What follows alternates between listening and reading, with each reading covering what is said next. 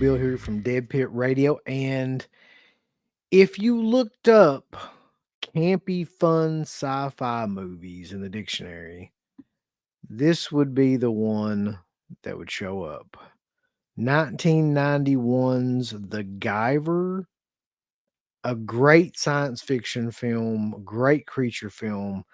I had honestly never seen this film, or if I had, I didn't remember it.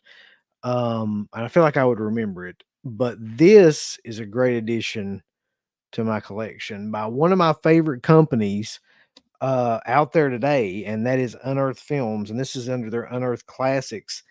I didn't expect Unearthed to put this out because Unearthed Films is more like a like hardcore gore kind of extreme releasing company, but this is quite the surprise.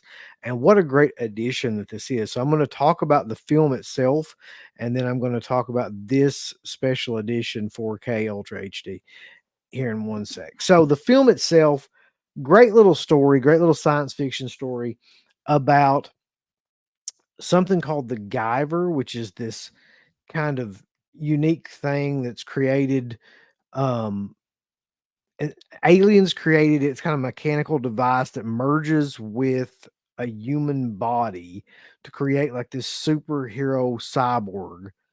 And the main villain in the film wants it for himself because he belongs to this evil corporation called Kronos.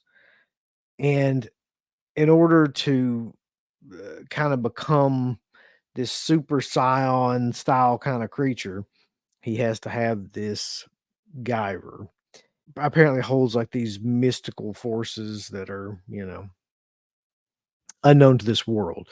So in the beginning of the film, like a scientist, one of the good guys who's working for the Kronos Corporation, runs off with the Guyver and is attempting to like give it to Mark Hamill, who plays a police detective in the film. And in order to stop this from, getting to this corporation's leader, and in the process of that ends up getting himself killed. And one of the coolest sequences ever, Michael Berryman is the leader of these evil henchmen that work for the Kronos Corporation. They all turn into these different giant creatures, but for some reason Berryman's is the funniest because it's just like this giant turtle looking, like, I don't know what exactly, like cross between a giant turtle and a fucking hyena or something. And the practical makeup effects and the suits in this film are outstandingly well done. They are some of the top that I've seen for movies of this time period. The makeup effects guy, who's also partially the director of the film, Screaming Mad George, a legend in the business of those kind of effects. And for my money, like one of the best. Like you've got, Rick Baker, Rob Bottin, and then you've got, I would even put like Gabe Bartalos in there, Tom Savini in there, but then Screaming Mad George doesn't get talked about enough, but he should be in that kind of list. So there's tons of great special effects in this movie. Tons of great costume effects and these giant like full body suits that are intricate and detailed in this sci-fi-ish kind of way. And I thought for some reason, and I don't think I'm alone, because there's pictures, um, you know, promotional stills from this film. And when I saw him, I'm like, oh, okay, Mark Hamill, who's advertised in the film, is the Guyver in this film. Like that's the whole thing about the film. But that is not the case. He's not the Guyver at all in this film. It's actually another guy, like a younger guy. And I'm trying to find like if there's any pictures or artwork. Yeah, here's the artwork. So I'll go through this edition. When you open this, like that is the artwork, and it looks like Mark Hamill, like merged with the Guyver. So I feel like that was a little bit misleading, because you think Mark Hamill is the actual superhero in this film. He's not. He just plays a cop, and he's barely in the film, really, to be honest. But it doesn't distract from like how good the film is. I guess Jack Armstrong is the lead who plays the actual Guyver in the film. Um, there is a weird cast to this film. Jimmy J.J. Walker is one of the creatures, like the henchman, so to speak. Mark Hamill's in it. David Gale, who most people know from Reanimator, is the lead villain in the film. Balkus, and he's great. Like, he's always great, like, playing a bad guy. Like, he's the perfect villain. He's got the, teeth that are a mile long and the great smile and laugh, and he's always menacing. He was menacing, with against Jeffrey Combs in Reanimator. He's menacing and great in this film too. Um, so the cast is, and like I said, Barryman's in there.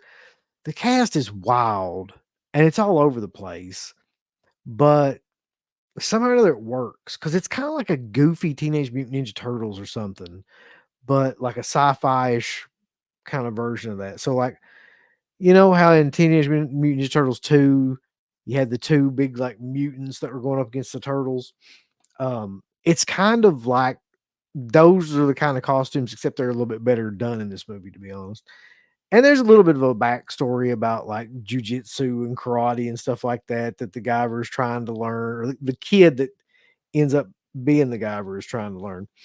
But it doesn't really like last very long in the film. The main, uh, kind of crutch of the film is in the middle of the police trying to figure out, the Mark Hamill, the detective, trying to figure out like what happened to this scientist. His daughter, who's another big part of the film, goes, to try to figure out what's going on. And the guy that will eventually become the Guyver is kind of following her around because he's kind of got a crush on her. And he finds where the scientist who got killed actually hid the little, kind of looks like a pearl thing that caused you to become the Guyver, and accidentally falls into it, and then he's transformed into what I can only kind of describe to you as a more updated version of Ultraman. And he's got this really cool suit on, looks like a superhero, very Ultramanish looking. Transforms into this, and then he can fight these creatures finally. There's a lot of death scenes in this film, so that's the other part about it too. Like, you wouldn't think, you would think it would be kind of PG-13, stuff, but just from the way it's so goofy, the tone of the film is very kind of tongue in cheek and campy. It's not though. I mean, because it's R-rated and there's lots of like actual death scenes where, the people get killed in brutal ways, the creatures get killed in brutal ways. The Guyver has like these blades that come out of his arms that, he kills the creatures with, up to and leading to the climax of the film, with David Gale. And I just did not expect, if I'm being honest, to like this film as much as I did. And it's a great transfer. It's a wonderful like addition to this film. But the biggest part of it is that it's just a great film in and of itself. It's an unearthed classic. This is the inside cover of the film. This is the 4K Ultra HD. This is a 3 disc set, and it includes the CD soundtrack of the film, which is actually pretty memorable. It's a really good like sci-fi soundtrack. It also includes the 4K edition of the film, newly restored from the 35 millimeter camera negative, and it's pristine. It is. I mean, I've watched a lot of films this past week. It's the best transfer that I've seen. It's up there with like other transfers where I was completely blown away, like the Ghoulies transfer, and some of the Conan transfers from Arrow and stuff that I've seen. This one is like as as good as it gets. There's very few points in the film where you can tell at all that this was remastered. It's a superb job done here. New commentary with co-director Screaming Mad George and Steve Wang, moderated by Dom O'Brien, and new commentary with actor SFX artist Evil Ted Smith and Creature Shop Lab Tech miniature supervisor Wyatt Weed. This is on the 4K. So then you've also got a Blu-ray of the film, and you've got new commentary with co-directors Screaming Mad George, Steve Wang. You got the commentary with the actors, which you talked about. Then there's a new interview with producer Brian Usna, which is great. I watched that. And this is what I love about this edition of the film too, as opposed to like some other editions that I've gotten in of other films. These interviews seem like they're unedited, or if they're edited at all, they're very like small edits because they're really long, detailed interviews, especially the one with Screaming Mad George, which I was watching that for what seemed like an hour. I don't know how long it is, but it's in depth. And I would prefer they do the interviews this way because a lot of times you'll see these featurettes and they'll be like, here's 5 minutes or here's a 10-minute long featurette. And it's just nothing detailed talking about the film. It's just, oh yeah, I had a great time. It was the best time I ever had standing up. Like, blah, blah, blah, blah. No, this is like really goes into detail with every aspect that they had to do with the film. And suit test with commentary by co-director Screaming Mad George and Steve Wang. Outtakes with commentary by Screaming Mad George and Steve Wang, and a gag reel with commentary by both those guys too. And like I said, the third disc is the CD soundtrack of the film. This is a new favorite of mine. This is a campy sci-fi, ultra violent / ultra fun / ultra kind of, 90s camp, all perfectly wrapped up in this film. If you do not own this, you need to buy this right now. I would not lie to you about this. If you're a fan of like, creature feature kind of movies or Ultraman, this is the film that you need to get. Like I said, I'd never seen it. I'm a huge fan now. This particular edition, you could not beat this.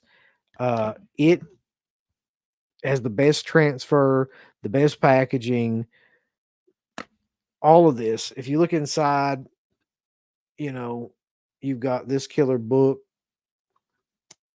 There's the 4K. The book itself has write-ups, little essays. This is the Blu-ray and the compact disc. The soundtrack, which has all the listings on the outside, which I always love when they did that, of the actual tracks. I'm kind of showing the back of the back artwork here. I don't think I could recommend an edition any more than this, just for the sheer fact of the film itself is great, but this is one of those films that benefits from this particular edition. The transfer is insane. The sound is great too. I didn't mention that either. 5.1 DTS. Okay, so that makes sense as to why the sound's so good. 185, 1 aspect ratio. It's region A. It's from Unearthed, unearthedfilms.com, mvdvisual.com. This is the edition to get.